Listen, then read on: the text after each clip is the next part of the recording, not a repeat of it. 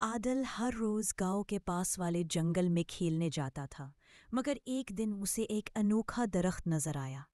اس درخت کی جڑوں کے بیچ ایک چھوٹا سا دروازہ تھا جو کبھی پہلے نہیں دکھائی دیا تھا۔ تجسس کے مارے عادل نے دروازہ کھولا اور اندر داخل ہو گیا۔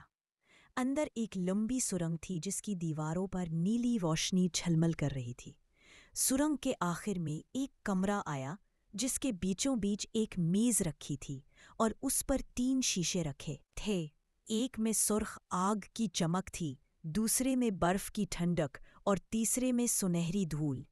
اچانک کمرے کی دیواروں سے گہری آواز گونجی، صرف ایک شیشے کا انتخاب کرو، لیکن یاد رکھو یہ تمہاری قسمت بدل دے گا۔ عادل نے غور سے دیکھا اور سنہری دھول والا شیشہ اٹھا لیا۔